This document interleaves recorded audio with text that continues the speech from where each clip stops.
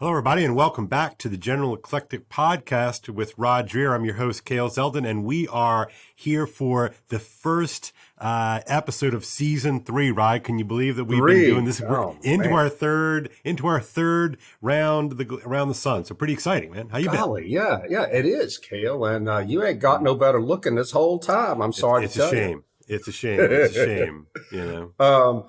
Well, we hadn't talked to each other since the holiday. We went through Christmas. We got to the end of the year, and ain't none of us died. But Pope Benedict died. We'll be getting him in a second. But I spent Christmas with my son Matt in England, in Cambridge. Oh, yeah, it was great. An English Christmas, man. It was so good. There was plum pudding. There really was, and there was beef Wellington and all of it. And got up early on Christmas morning and went to the Divine Liturgy in this ancient church in Cambridge. It was just awesome. I went out to Walsingham, which is, you're a Catholic. It's a medieval pilgrimage site, Marian pilgrimage site that the Anglicans still have a big presence there, of course, as do the Catholics. And there's a tiny Orthodox chapel. Nice. And I saw our friend Mary Harrington. She came over. Oh, I love Mary. You know how much I love Mary. How much do you love Mary, Dale? Well, I do. She's one of my favorite thinkers. And I should say I was privileged enough. She sent me an advanced copy of her book, which will be coming out in a few months here. And man, it is a great book, Rod Dreher. I know, dude. I blurbed it. It is awesome. Can you remember the title? I think it's Feminism Against Progress or something like that. Something like yeah. It's a while since I read it, but that Mary Harrington, she doesn't take any prisoners. No. She just I'm sitting there reading the book, and as your phone can attest, every few hours I'd write you back like, oh, she went there. Oh, I can't. She went there. Oh yes, she did. Oh yes, she did. Man, it is just.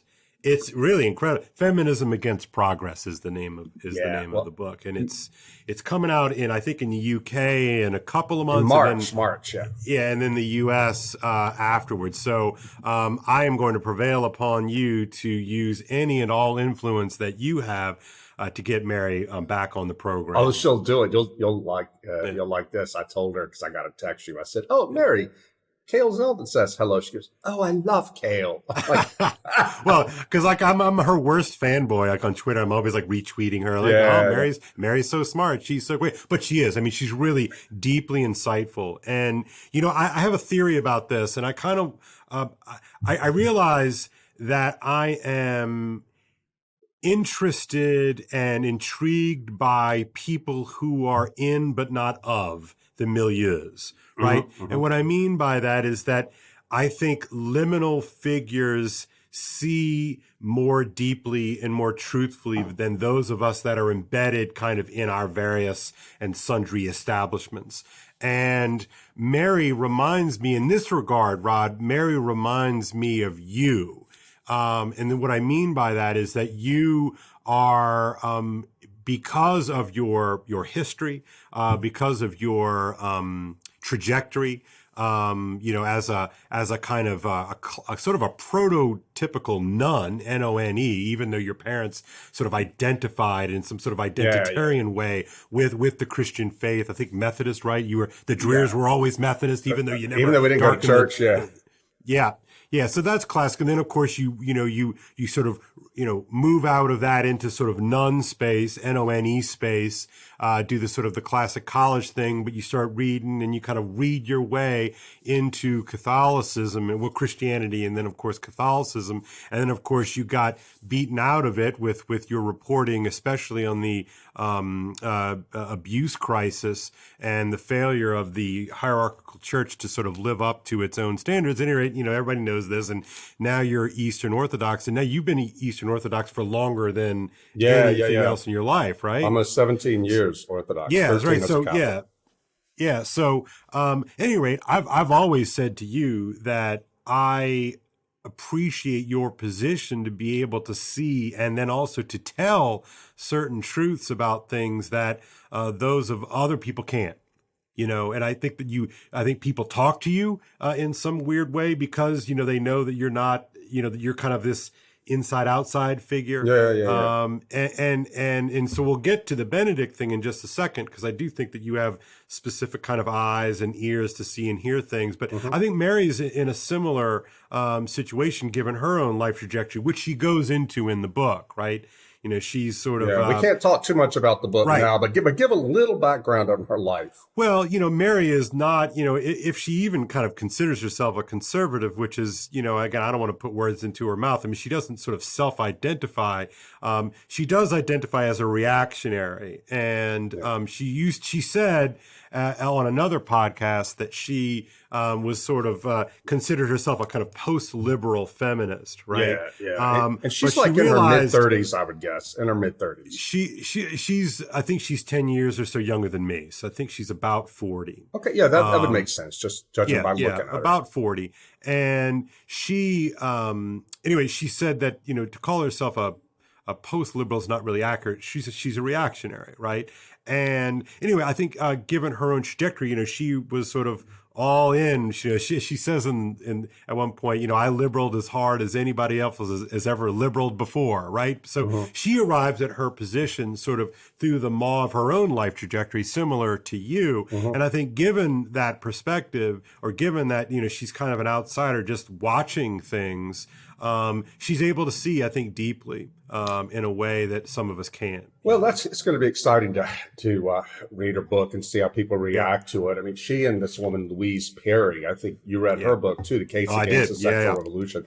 Also powerful. She's a young woman, English woman, feminist, who has seen that the sexual revolution was not no good for women and children. I mean, it's something that Christians have been saying for a while, and some feminists have been saying too. But to have someone of her generation, she's a millennial, I think a younger millennial, say it, it's really powerful. And so those are.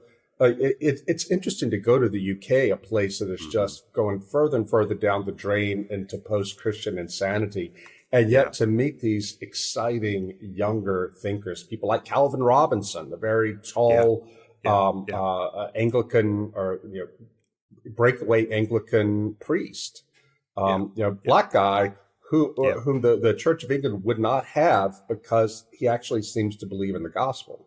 You know, it's a shocking thing to see a C of E, right? I know our good friend Reverend Daniel French will absorb the kind little blow here, but you know, to see an Anglican priest actually believe in the gospel, it's wow. Yeah, but see, this is the thing that it's something I think you and I have come back to over these last 3 years. The fact that we are in a certain period in the history of Christianity in the West where people like you and me, I mean, I'm Orthodox, you're Catholic, we have more in common with somebody like Daniel French, our Anglican friend, than we do with people in our own communions. No, that's exactly right. Because we believe in the core stuff in the gospel. And what it comes down to, 90% of the time is where we stand on the sexual revolution. And which is... Amen. I think that's exactly right. I think what is so, exciting for, you and I are conservatives, right? But what's so exciting for us is to read Mary's work and Louise's work and other people, but these are the two that we're talking about right now, and Calvin and Daniel, and is that they're seeing something about the pattern from their own perspectives that I know I've been watching, kind of pulling whatever's left of my hair out, being like, oh my gosh, guys, you can't see what's right in front of your face. And then they're able to see it through their own lenses and their priors. I think it's something exciting is happening, honestly. Yeah, well, the way you put it that way, you make me realize how much clearer those American conservatives who are younger and who weren't raised under Reagan can see certain realities. I mean, you will just...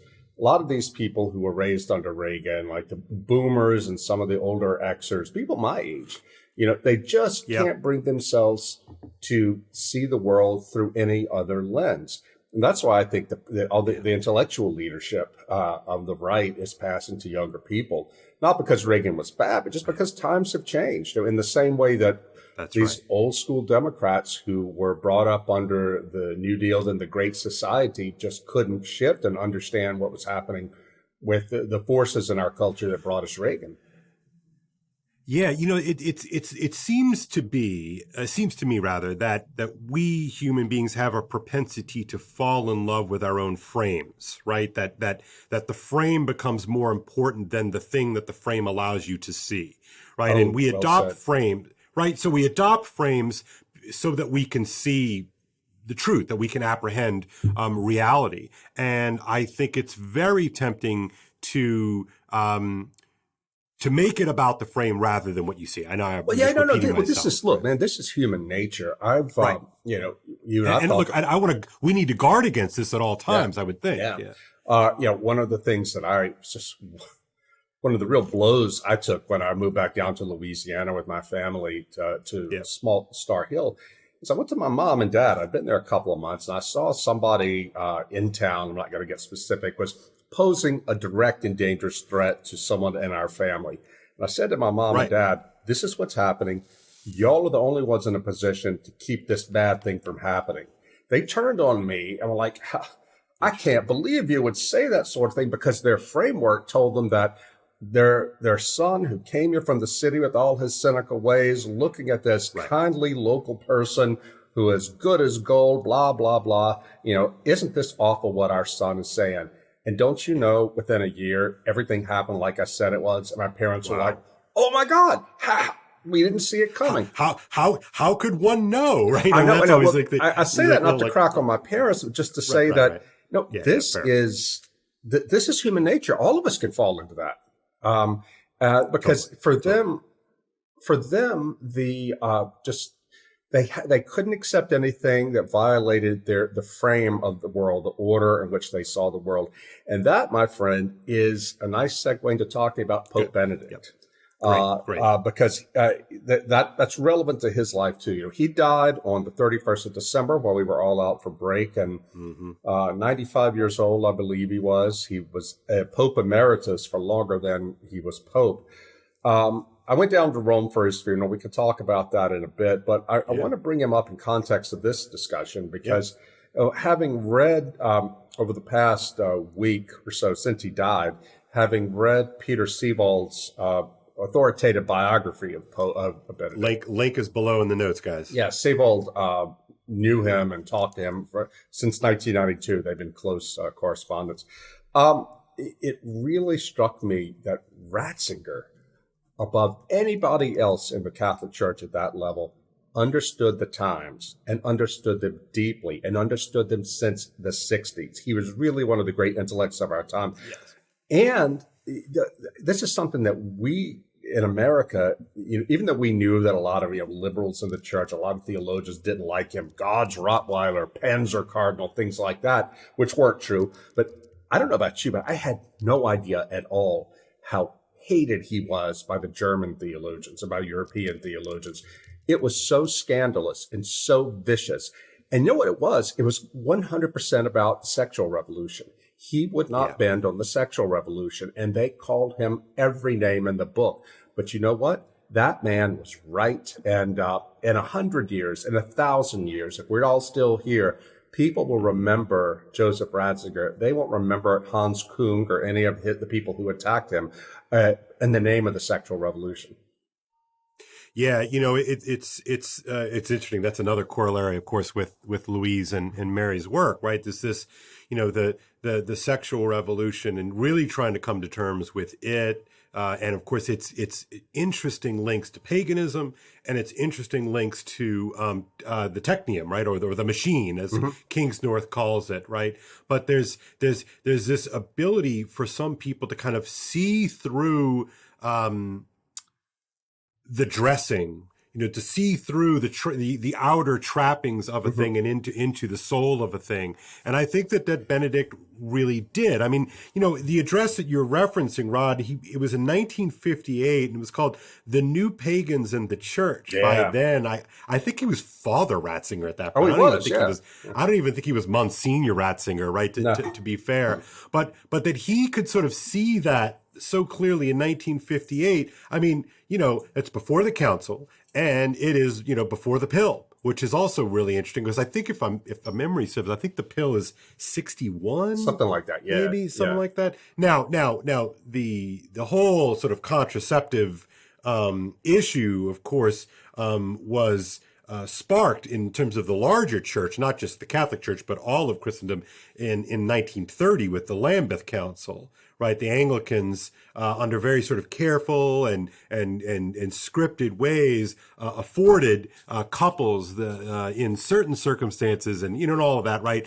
And that sort of then all the churches sort of fell in line with it, except of course the Church and Benedict, or the Roman Catholic Church, I should say, and of course Benedict was a major part of that and seeing the truth of that, which I think is why he was hated, right, Rod? Well, yeah, and it's so fascinating learning all the backstory about this guy. Like, he had this reputation for being conservative, and he was, according to the standards we have today. But he also talks about how at the council he was considered a progressive. Well, why was he a progressive? It wasn't because he wanted to get rid of church teachings that the modern world didn't like. What made him a progressive, by his own definition, was he could see that the Catholic Church, as it was at the time, by the time we got to mid-century or the post-war period, he could see that under weighted down by neo-scholastic categories, neo-scholastic language, by authoritarianism, that it was not going to be able to make the gospel clear to people unless it changed.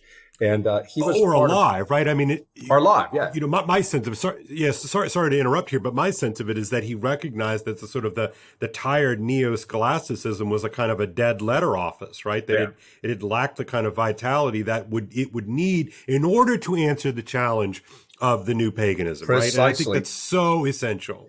It is so essential. And he over and over, from back in the old days, all throughout his life, he never once denied the church's teaching on sexuality, on any aspect of theology.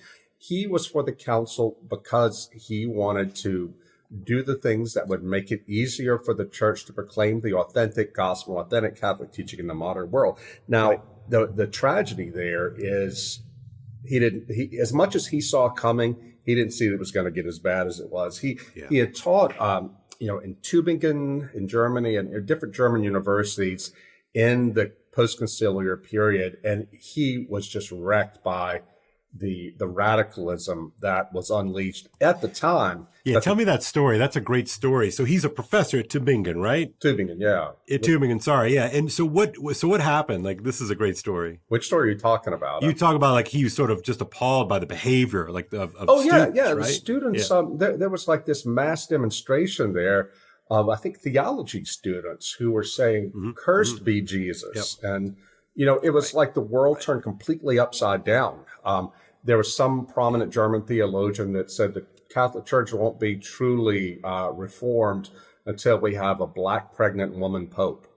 And they were serious, It's like, what? I know. Like, what does it even mean? Like, it's so crazy. I know. And Ratzinger would go, he's like, wait, did the council call for this? Because it was always, the spirit of Vatican II says we have to do that. Ratzinger would go back and look at the council documents and say, wait a minute, none of this is in there. It didn't matter. They were determined to do this.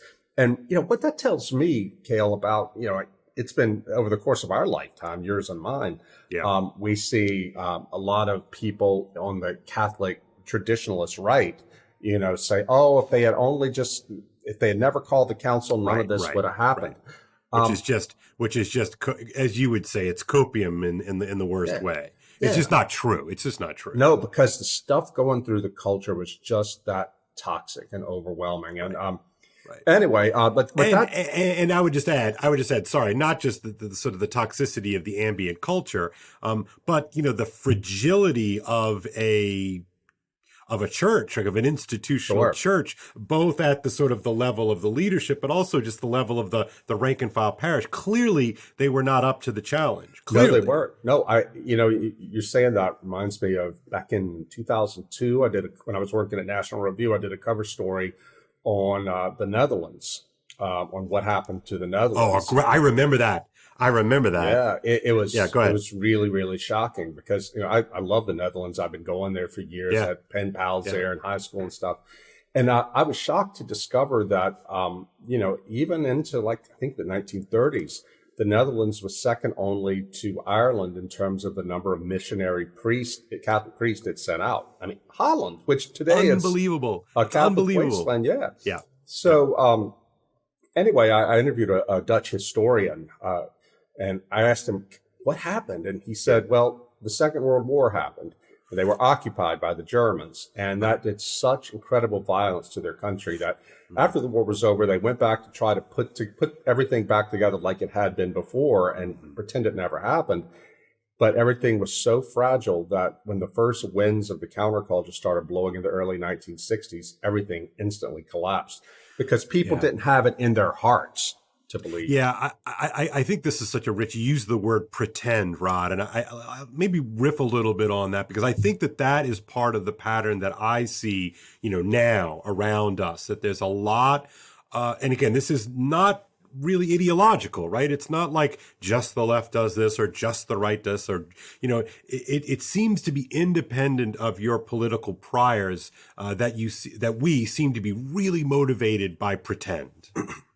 Yeah, well, we want to keep things together on the cheap, without having to put a commitment into it. Yeah. And this is what Benedict saw. Ratzinger saw going into the council. He somehow, even though as conservative as he was in his theology, he discerned that there was so much weakness within the structures of Catholic society and Catholic institution. And you know what did it to him? The Nazis. He came from an anti-Nazi family. I mean, people said, "Oh, Nazi Pope." Yeah, he was drafted into the Hitler Youth when he was a kid, but his family were always anti-Nazi. They were strong Catholics. Yeah. But one of the things I learned from reading this biography was he saw what the Nazis had done in Germany and how they had been welcomed by most Germans. And what it taught him was we must really not be a Christian country, because a truly Christian country would not have accepted this. And so this was part of his thinking, young Father Ratzinger, for the council. It's like, we've got to do a better job of being able to articulate the gospel because we don't want things like Nazism to take hold. But, that stuff's hard, Rod. I mean, right? I mean, to actually invest, not necessarily monetarily, but to actually sacrifice and to sort of build out reality, it's easier to sort of put up a kind of, dress it up with a little pretend, right? Yeah, I think we're going to, vote ourselves out of this situation. Right. But anyway, he was really a prophet in that sense. But the thing that's amazing too about reading this book about Ratzinger is how unbelievably gentle he was as a person, as a scholar. His failures in governing the Catholic Church as Pope had everything to do with the fact that he was a gentle scholar, someone who saw the best in people and didn't want to think the worst of them. Cardinal Mueller is quoted in the book, Gerhard Mueller, who was the head of the CDF, the doctrinal office of the church. He says that was his problem. He had no guile in him, and it was hard for him to see it in other people. And he was merciful. That's a tough, I would say, in my life, in my experience, I think it's really hard if you genuinely have a sort of a lack of guile, that you just, if you're a kind of a genuine sort of earnest person, I do think that you have a harder time believing what guile can accomplish. Like it's just hard to imagine that someone could be so merciless, so mercenary, so unattached and uninhibited by conscience or truth, that they can do the kind of political machinations that are required to do the kind of things that we see, right? And so I'm sympathetic, although I try really hard, to remind myself, of, dark hearts are capable of dark things, and most of us have dark hearts, and so we really need to kind of remind ourselves of that on the regular. That's right. But this popular idea that Joseph Ratzinger was this hard ass, I mean, it could not be further from the truth. And this too, since he resigned in 2013, citing his health, said he just wasn't strong enough to continue on. a lot of our friends on the Catholic right criticized him for this. They said, you left us, you abandoned your post, you left us to the mercy of Pope Francis, and they were angry at him about it. And there have been times when I thought, they have a point. Well, I learned from this book that man was so weak and so sick for so long. I mean, even, John Paul appointed him the head of the CDF, the church's chief doctrinal officer, in 1981. After 10 years, he was begging John Paul, please let me step down. I'm exhausted. And he physically was. He had a frail constitution. He had a heart problem. He had suffered from constant headaches and had since the 1940s, sometimes so bad he couldn't even work. But John Paul wouldn't let him do it. He said, I needed you. And you can see why now, because he was the backbone of a doctrinal backbone of John Paul's papacy. And he carried on there until John Paul died. Then they made him Pope. He was blind in one eye for macular degeneration. I mean, all of this stuff. And you wrote earlier. The link is in the notes here, of course, too. But he was had chronic headaches, migraines. And it got to the point he had a cerebral hemorrhage, and after that, the least little thing would leave him exhausted. And yet he continued on as Pope for as long as he did. We can debate whether he was wise to resign or not, but it was so clear the man couldn't continue on. And get this, he had seen what happened to John Paul, how in the last years of his life, John Paul was just a shell of a man who just pushed himself on. You could call that heroic. In some ways it was, because he wanted to show that, there's an important role even for the sick and the infirm. But Ratzinger also knew that a weakened John Paul was putty in the hands of some of these unscrupulous players like Cardinal Sodano. When people talk about how, Pope Benedict didn't do enough to fight sex abuse in the church. I mean, generally that's true. None of these guys ever do enough. But Pope Benedict did more than John Paul, more than anybody else in the church to fight it. And he wanted to go after Marcial Maciel, the extravagantly corrupt and dirtbag founder of the Legion of Christ. But John Paul wouldn't let him. And John Paul wouldn't let him because Cardinal Sodano, who was the Secretary of State under John Paul, the number 2 in the Vatican, and John Paul's secretary, Monsignor Stanislav Dziwisz, Maciel had bought him off. I don't mean literally, although maybe, but they were in his corner. And Ratzinger saw that he was powerless with those two standing guard over this feeble and infirm Pope. So it made perfect sense to me, reading this book, why he resigned. He just could not possibly have known that the cardinals would elect this liberal who would go about undoing all of his legacy. Yeah, I read something the other day that if Benedict had been even a little bit more savvy in terms of his resignation, in other words, if he had waited, I think something like 6 weeks more, a big chunk of the St. Gallen crew, Mafia, who basically got Bergoglio elected Pope Francis, if he had waited 6 weeks, they wouldn't have had the numbers. Like these incredible what ifs. And so, in other words, if he had had any kind of guile, right, he would have been like, okay, I can hold off for another few months, in order to assure some smoother transition to something a little bit more sane than, as Cardinal Mueller has pointed out to you, I believe, the dumpster fire that we have the right shitstorm. The shitstorm. Sorry, yes, a shitstorm. Right. It is a shitstorm. So I'm not surprised, that Benedict, that's just not the way he thought. And look, full disclosure, I tweeted out upon news of his death that, I felt a little ambiguous about things because I do feel, that I do. I feel that that he gave us our situation, sadly. Yeah. And now I have a much more nuanced appreciation of it, largely, through our conversations and a lot of the stuff that I'm reading. But it's a big deal. It's a big deal. But Cale, could it be that if the church after this, however many years of the John Paul papacy, and then 8 years of Benedict, or 6 years of Benedict, however long it was. Yep.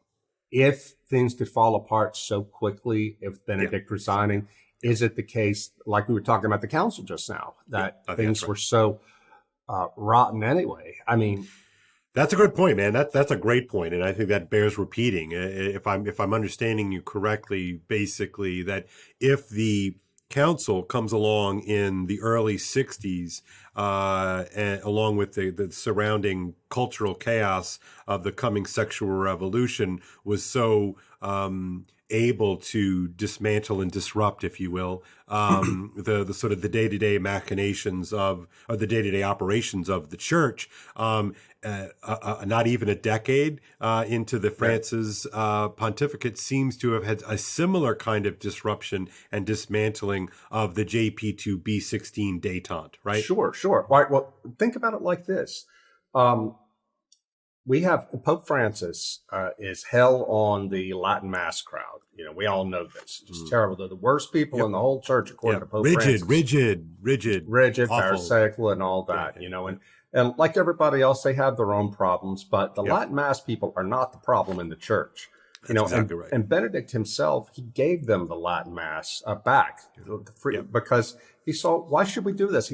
And his famous quote, I'm going to mangle it, but it was something like, how can something that had been at the center of Catholic life and worship for so many centuries suddenly be bad? We have to throw it out. All right. Well, now Francis calls the people, the minuscule number of people who love the Latin Mass, they're a thriving community.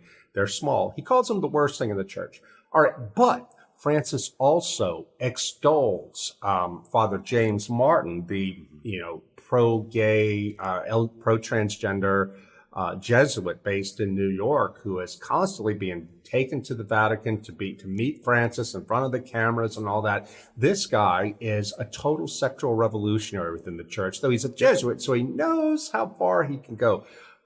If the Catholic Church were strong now and strong in its bones, this would never happen. Yeah, no, I think I think what you're saying is correct, and I think very fair.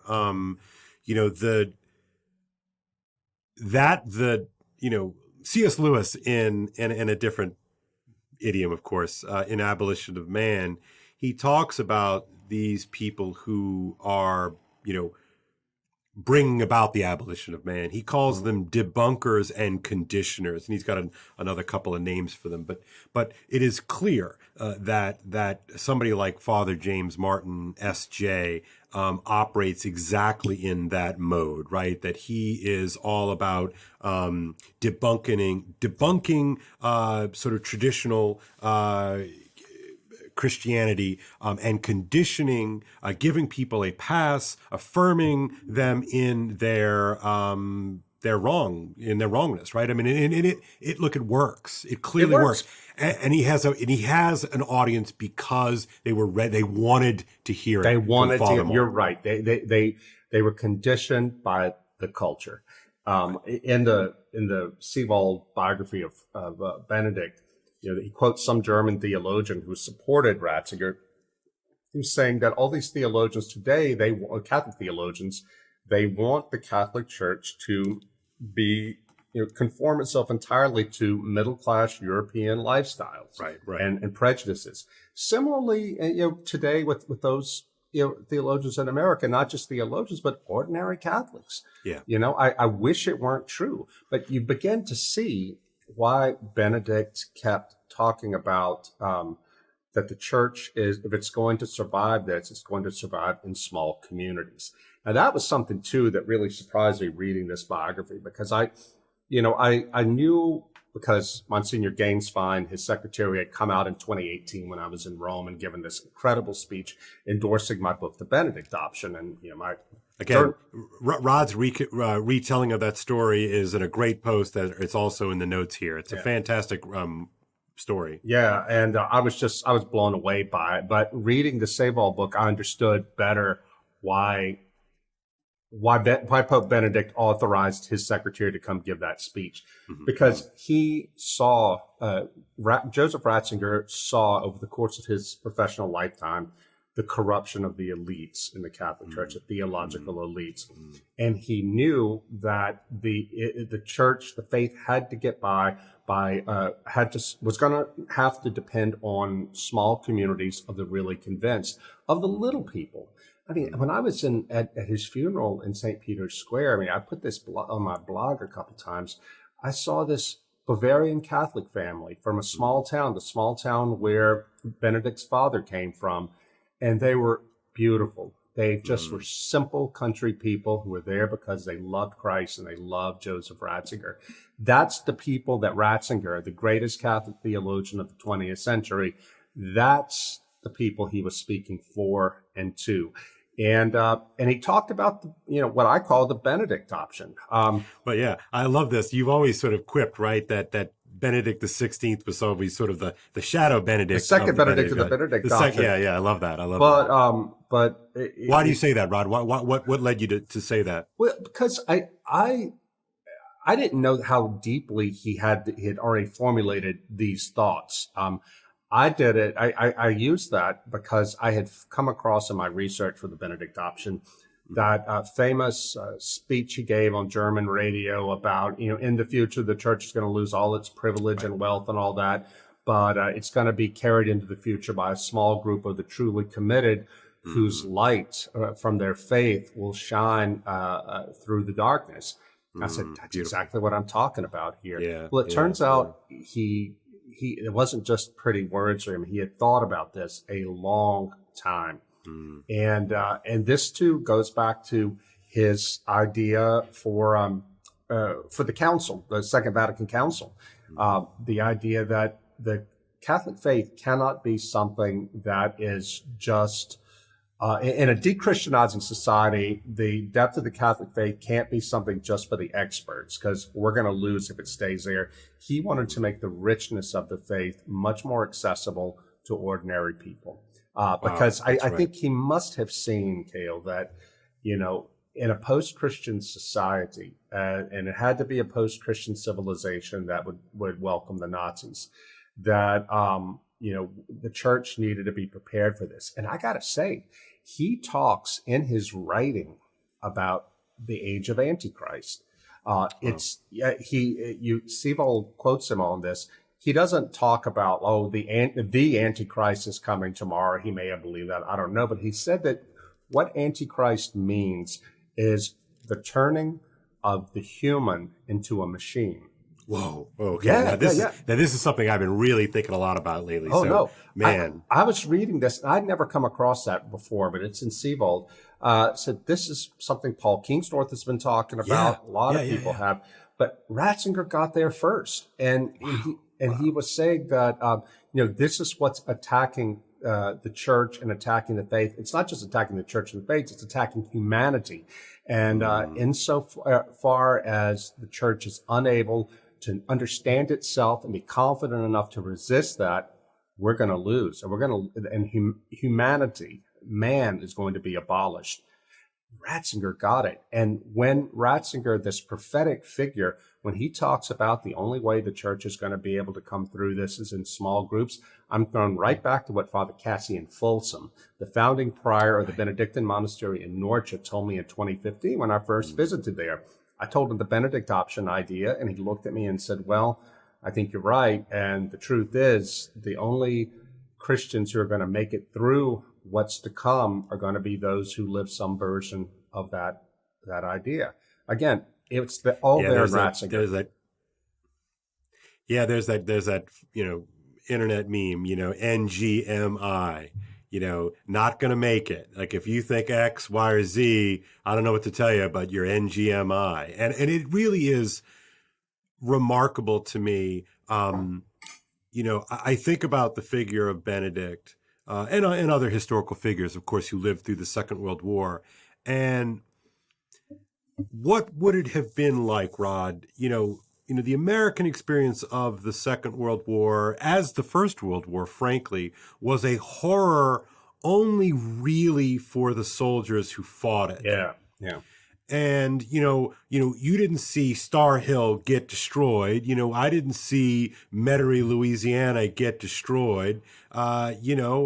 Men went and got killed, and that's horrible unto itself. But there's just something about watching your world. Now, imagine you're young Benedict, right? And you're a child, and all you've known, right, is that something is wrong. Mom and dad are freaking out, and you're getting conscripted into this ridiculous, Hitler Youth thing, right? Yeah. All you know is this, and then all of a sudden it's over, right? Mm-hmm. And cities are devastated. Families are devastated and destroyed, right? And there's an occupying force, and I get it, right? Don't you, Rod, that you just want to get back to normal? Yeah. Well, you know what? Like that stuff was awful. Like, let's turn the page.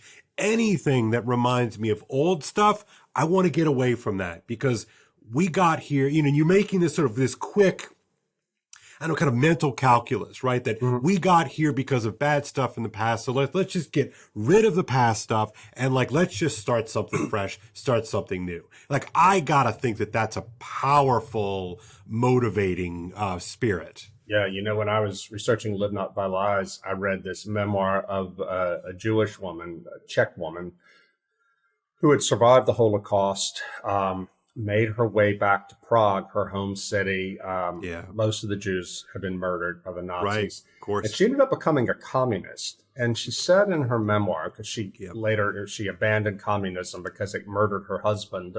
But she said that it wasn't because she was necessarily a convinced Marxist. It was because she had just walked out of hell. She escaped the concentration camp, and at the very end of the war, walked out of hell. And the furthest thing from Nazism she could find was communism. Right. It promised them hope. It promised them, deliverance from the horrors that they had. It promised them all the things. It promised them a bright future when they didn't believe they had one. Well, it has an eschatology, right? And it does, now you and I can sort of, in our little nerdy pinheaded way, say, well, actually, that's just the eminentization of the Christian eschaton.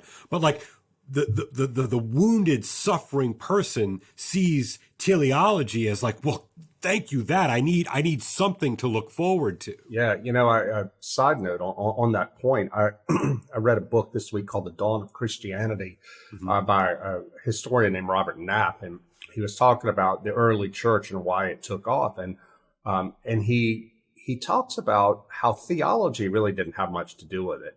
He said for ordinary people in those times, it was all about magic. It was is this magic stronger than the other magic? Right. And he talks about the miracles that Jesus performed, and also the apostles performed back then. I mean, he doesn't write from a religious point of view. I didn't get the idea that he himself was a religious believer, but he had said something had to be happening there to win over the masses, because he said most people aren't like philosophers and theologians, that they think themselves into a faith. Most people are just wondering what is going to help end my suffering and help bring stability to my life. That's right. I remember listening to a couple of podcasts of our friend Paul Vanderklay, the pastor out in Sacramento, and he did a series of sort of shows on that idea that, look, Christianity took over because it worked. like it worked. Like miracles were real. There's no, sure, powerful personal witness is huge, but the fact of the miracles experienced as fact, right, is the only thing that can account for the radical transformation of a people. Yeah. Right. That, like you said, these gods work better than those gods. Yeah. Right. I mean, that's there's and you call it magic, understanding, of course, that magic is a kind of the way that we see science. Look, why is science destroyed in so many respects? The comfy position of the church in the West through the Enlightenment, because it worked. Right. It has power, right? And so we tend to worship power. Sure. Now, you and I happen to believe, of course, that there's something larger in behind all of that, but that I don't want to get sidetracked with a conversation about the Enlightenment. Your point here is that the original transformation of the pagan world was the reality of miracles that worked. Yeah. So anyway, just to go back to what you were saying, why people were attracted to or wanted to cast off the church, this religion, because they thought that, well, it didn't save us from Hitler, it didn't save us from the Holocaust. But, one of the great things about Ratzinger, too, is that he was probably the last Christian humanist at his level, because he really did believe in the best parts of the Enlightenment. He was an apostle of faith and reason. Yeah. And he warned that reason without faith is capable of doing horrible things. And that's where, with transhumanism and all this and genetic engineering, that's where we're going. And he constantly warned prophetically against embracing this sort of thing, because faith, and not just faith in general, but the Christian faith, which gave you a certain idea of this is who man is. These are the boundaries beyond which you may not go. Said that's going to be the only thing that saves us from creating hell on earth again. Well, God, that's so good, Rod. This is, guys, just jiving with a lot of things that I've been thinking about lately. And look, I think this is why I'm so excited. And this is kind of the work that you're doing. This is the stuff that Ian McGilchrist is doing. Like there's Kingsnorth is doing, Pajot is doing. Like there's this reclamation that's not just merely reactionary, right? It's not just let's just scrap away all this Johnny come lately crap and go back. It's more than just a return, right? It's a seeing something true in, or something like that. It's progressive in the way that Ratzinger was progressive at the council. He's like, no, we believe these old truths. They have to be articulated in a new way to break through the fog, the ideological fog of our times.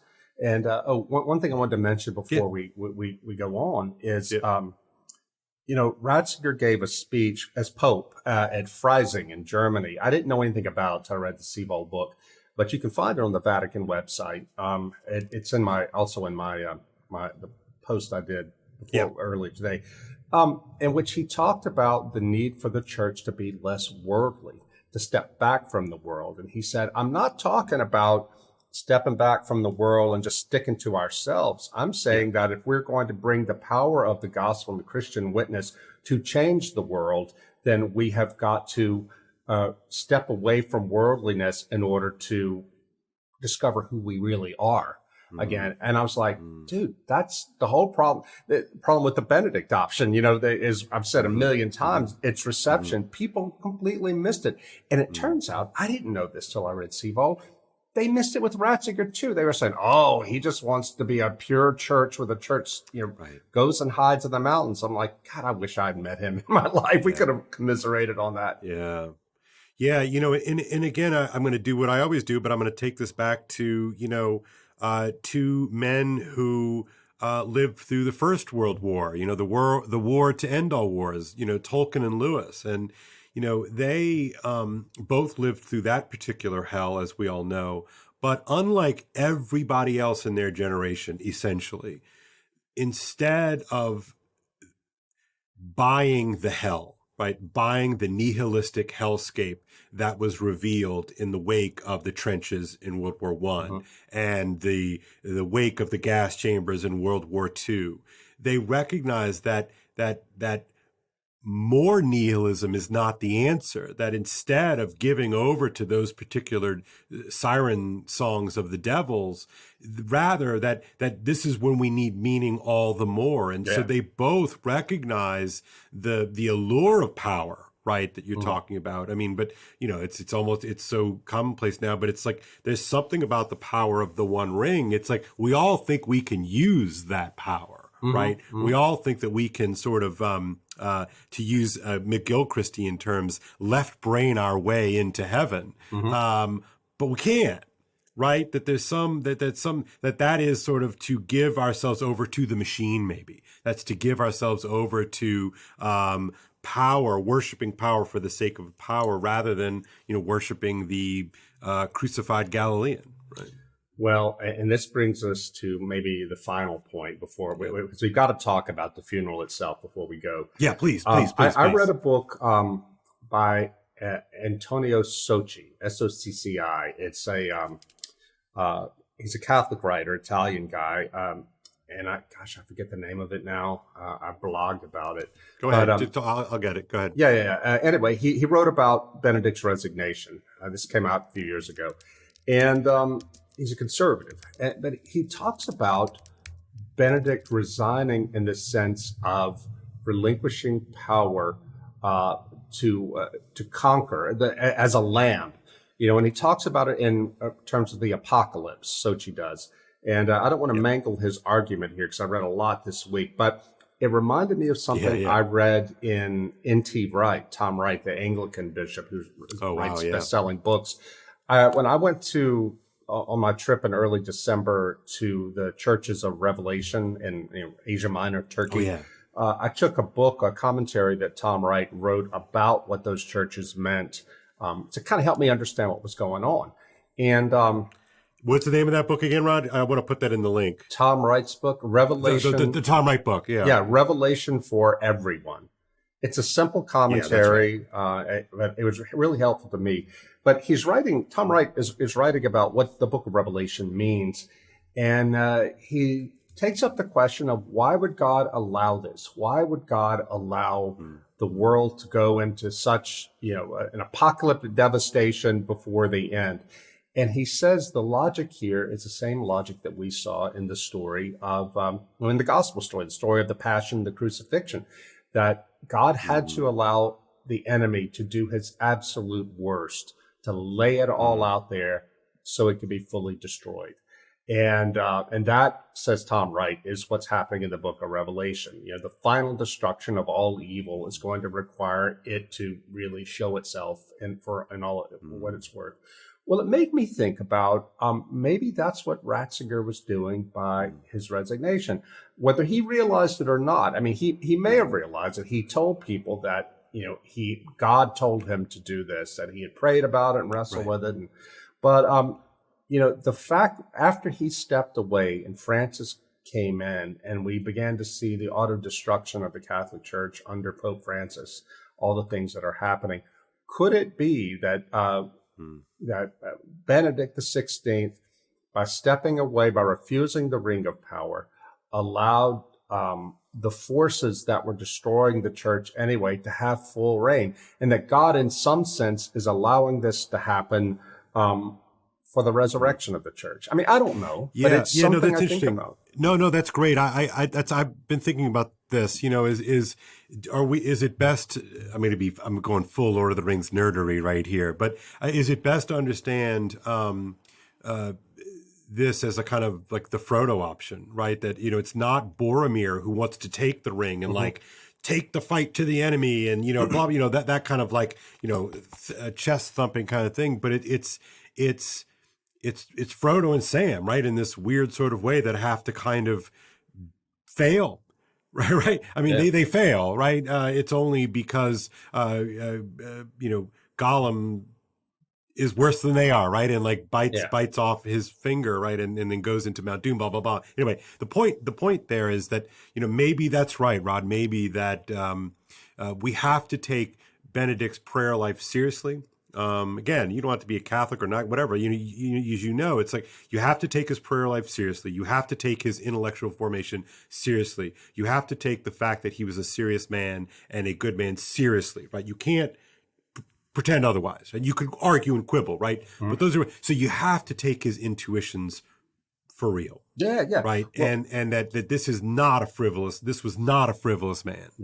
No. And Seewald, the biographer, talks about how he first got to know Benedict in 1992 as a journalist who came to interview him, and they became friends and worked together over the years. And Seewald says that he himself had fallen away from the faith and thought of Ratzinger as being, this reactionary figure, didn't have much to say. But he began to understand finally that the things Ratzinger was saying about the world were actually accurate. That he had an more accurate read on what was happening in the world, how it was broken, and how it could be fixed than the people, Seewald, the liberals that he used to follow. And so I bring that up only because it could be that this Pope Benedict, this extraordinary figure, Joseph Ratzinger, who said that the church is only going to be able to withstand the currents of post-Christian and anti-Christian modernity in small groups of the committed faithful. Maybe he wanted, by his resignation, he's making that even more obvious to people, that you wake up, people, you see what happens. Because look, there's that famous statement that, I don't know if it's apocryphal or not, that he supposedly said to Bernard Fillet, the Archbishop of the Society of Pius X, the Schismatics. Fillet said, Holy Father, right after Benedict was named Pope, he said, Holy Father, why don't you just use your power to smash these people? And Benedict said, you don't understand. My power ends at that door. And he pointed to his office door. What he was pointing out is a realistic understanding of power, that the Pope could, on paper, go out there and order, as supreme monarch of the Catholic Church, order this, that, and the other. But that's not the same thing as converting hearts, Right. And I wish he had been the Panzer Cardinal, not a Catholic. Yeah, right, exactly. Yeah, we joke about that, but it's the same, it's the same notion that you can just punch your way through, right? You can just sort of dominate, and it's a lie, right? That we have to figure out something more than just punch you in the face, and I don't know. There's an honesty to it that I think very few of us want to face. And look, Jesus lost the culture war, right? He got crucified. Now we of course believe him to be God, and the resurrection is real. And otherwise, as Paul says, our faith is, we are the most lamentable of all people if the resurrection is not real. But this is the hope of every revolutionary, on the right and on the left and in between, is that you think that you can, force your way into, the victory lap. And it's just not, it doesn't seem to be the way that the structure of reality works. You know what I saw there on St. Peter's Square? Because I flew down from Budapest for the funeral, not even a Catholic, but I loved him so much I had to be there. Mm-hmm. I saw a number of young priests, and of course I didn't stop to talk to them, but when I have met young Catholic priests in the U.S., inevitably they're Benedict generation. They were too young to be John Paul JP2 priests, but they were inspired by Benedict. I don't think we're going to have too many Francis priests. It doesn't seem to be happening. No. And Pope Francis, for all his liberalization, the Catholic numbers in the West, at least, continue to decline. Numbers of laity going to Mass. And, we've seen no upsurge, as far as I'm aware, in vocations and all that. I think that your children, Kale, will probably live to see, if there's any vindication of Joseph Ratzinger's critique and leadership, they'll live to see it in these priests who are inspired by him, chose to give their lives to Christ in the service of him and his people in the Catholic priesthood. It's because of Benedict. It's not because of this guy, Francis, who is like wanting to embrace the world and make the church worship the zeitgeist and not the Holy Spirit. And I'm speaking nastily about Francis because it chapped my butt the way he behaved at the funeral of Benedict. Yeah, he was, again, that's one of those things. If you have eyes to see and ears to hear, it was all very, very clear. Yeah. I mean, he gave perfunctory. The perfunctory might be nice. Yeah. The homily at the funeral was perfunctory. He only mentioned Benedict once at the very end. There was nothing wrong with the homily per se. I mean, it was a perfectly serviceable homily, but that's all he gave to a former pope. And you had some Catholics, including some conservatives, saying, well, you're being too hard on him. Yeah. A homily is not a eulogy. There was no eulogy either. You had here at the funeral for this man who led the Catholic Church as a pope, this incredible intellectual who put his whole life to the service of God as a theologian. Mm-hmm. He got bupkis. He got nothing. And it was. And if you want an illustration of this, Rod, this is very simple. Go back. Nobody cared more about the rubrics or the rules of liturgy than Benedict XVI. Right. Go back and take a look at his remarks at the funeral of John Paul II. Just go back, take a look, people. Oh yeah. Don't trust me. Don't trust Rod. Go back, take a look. It's a panegyric. Yep. It's beautiful and appropriate, right? I just, if you want to like Francis, you seem to be able to find ways to like Francis. And look, people are going to accuse me and you of the same thing. If you don't want to like Francis, then you're going to look for all the reasons, to not like Francis. And I'm like, all right, but one of us is right. Yeah, I overheard a guy, a journalist who was there in the press area covering the whole thing. Mm-hmm. He said afterwards, he goes, it was really amazing to watch my colleagues all sitting there watching and listening to Francis's homily. They had the English or the copy in front of them, and trying really hard to talk themselves out of the fact of what they had just seen. He said that this has been, they love Francis, as much as the journalists under Benedict, when Benedict was Pope, tried very hard to put the worst possible spin on everything he said. It's just the opposite with Francis. But here comes Francis out there and gives this stingy little homily for his predecessor, and they were like, "Wow, this is amazing." And but how we're going to spend this? And that's one of those things.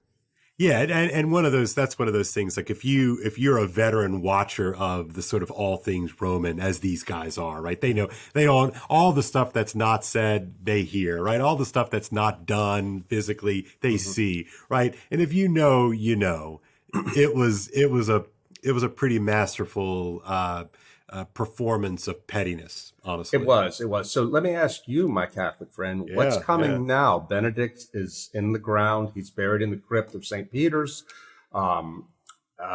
Francis has free reign. I mean, Francis was Pope anyway. He had free reign anyway, but I think there's some sense in which Benedict may have been a kind of a catechon, a restraining force. That's just theory. We don't know, but maybe he was. Yeah. But now he ain't there no more. So what do you expect Francis to do? Well, I expect that he's going to drop some of the niceties, drop some of the kind of politessa and jump full bore into the Synod on Synodality. Let's not forget that, a few months prior to Benedict's passing, he announced that he was extending the Synod on Synodality for an extra year so that there could be more time for listening. Tell our non-Catholic listeners what the Synod on Synodality is. Dude, if I could tell you that, my goodness. No, the Synod and Synodality is... What is it really, though? What is it trying to do? I think this is just a way of turning...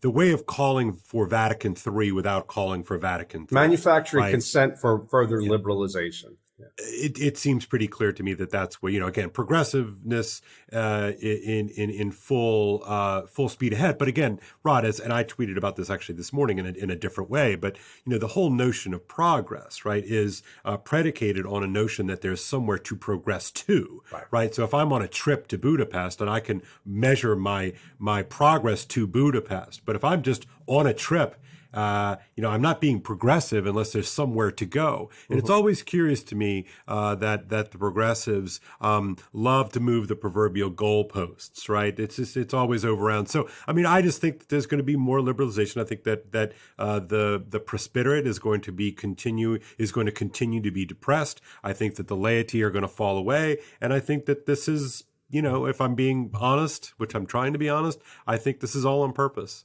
I think the purpose is to humiliate and to accommodate to the world. And, I don't know how they would answer. What is the project exactly, Rod Dreher? I don't know. It seems pretty clear to me, but at this point, I don't have the Pope's ear. Well, so I don't know what the goal seems to be. More of the same, which seems to be bleeding out and trying to change everything. Accelerate the contradictions, Ron. Yeah. The thing is, we're not going to have Francis for much longer, probably. Right. He's sick. They wheeled him out in a wheelchair to celebrate Benedict's funeral mass, and he didn't go down to the burial itself in the crypt. Right. Some Catholic commentators are like, he couldn't even bring himself to go down for the burial. Well, that may be, but it's also the case that guy can hardly walk, Francis. Yeah. And I think that's true. I think that has to be figured into the calculus. Yeah, right? That's pretty clear. And it was cold that morning out in Rome on the St. Peter's Square, so he could have been exhausted. He's an old man. But right, your point is that Benedict is not long for the world either, right? I mean, Francis. So I'm sorry. Francis is not long for the world either. So the real question is, who's going to be? Is it going to be Francis II, or is it going to be Benedict XVII? Well, or maybe there's a whole other option that I haven't even considered. Yeah, it's not going to be Benedict XVII. No, Francis is nominated or has named most of the cardinals now, but John Paul and Benedict had named all of the cardinals that ended up electing Jorge Bergoglio. So. Yeah. Who's to say? It's going to be a great mystery. But in fact, I went out to lunch with a couple of journalists that morning, and that afternoon after the funeral, and of course the question of who's papabile? That means who is in line to be made, and they seem to believe that this Cardinal Zuppi, the Archbishop of Bologna, was the guy. Zuppi is a liberal, but he's well respected by conservatives because he's not devious and cunning. He's a decent man, apparently. So, and it could be that they want to have some more stability, bring an Italian back in, but who knows? Well, whatever winds up happening, they're going to have on their hands quite a mess, quite a cauldron of confusion. And, we'll see. I think things will limp along, but, where it matters for people like me and you, right, is, the next generation. I mean, the people who actually, look, you and I both believe that, Jesus Christ is real, and he is, the answer, and he is our savior, and we need him, right? And when the church is bold in its proclamation of Jesus Christ as Savior, when the church is confident, when the church is clear on that, the whole world benefits from that, right? Not just, me, but the whole world benefits when you have a bold church in its actual prophetic voice of Jesus Christ. Sure. And so, if we need that. And I've always said that, whether you're Catholic or not, if you live in the West and are a Christian or any kind of conservative, you need a strong Catholic Church there, because the Catholic Church is, love it or hate it, it is the bulwark on which Western civilization was built. Right. And if it falters, what do we have left? I mean, I'm an Eastern Orthodox Christian, but we're tiny in the West. It'd be like, the future of, say, Russian civilization does not depend on the small number of Catholics in Russia. It depends on the Russian Orthodox Church, exactly. For better or for worse. So, I think we're at a point now in history when most people who are theologically conservative understand this at some level intuitively, Protestant, Orthodox, whatever, that we all need the Catholic Church to be strong, not strong in a bullying way, which it doesn't really do anymore, but just strong and vibrant and being a strong public witness. We lost that tremendously in the scandal. I remember back then I was in New York when the scandal broke big out of Boston, and then afterwards, I think it was Jody Bottom, who was then at the Weekly Standard magazine, Catholic intellectual. He had been helping the American bishops, the U.S. Council of Catholic Bishops, work on some statement. I think it was about genetic engineering or something really important. And I remember being somewhere where he said all that was out the window because nobody was prepared to listen to the bishops on anything because of what they had done here. Right. And that's the tragedy of the lost witness, right? That's the tragedy of the lost witness. Yeah. Sure. And so, but I think, and I hope that Benedict's passing, and if Francis does, as you and I think he'll do, and accelerate his program, it will draw into relief the prophetic model that Joseph Ratzinger said about small communities of the really faithful who really understand what the faith is and are prepared to hold on to it even when the leadership of the church fails. Yeah. Right. And we always have to remember, of course, that the church is not just the dudes who walk around in black robes and put on costumes at mass, right? The church is larger than that. It's us, right? So, It is. anyway. All right. Well, look, Rod, great opening salvo here for season 3, episode 1. Folks, we've got all of the links for all the books and articles right below here in the show notes. You can see Rod Dreher at his blog at The American Conservative. Rod has a Substack. You can see Rod on Twitter and other places. I And have you a too, Substack. brother. I do. I have a Substack, kalezeldin.substack.com, and I'm also overly active on Twitter. So At Kale Zeldin. at Kale Zeldin and at Rod Dreher is yours, right? So Yeah, well, can I say something real quick? I know we're over Yeah. time, but I gotta get this in because this is one of the things that is just at the core of why I'm a Christian, why I'm a joyful Christian, even though I complain all the time about decline and fall.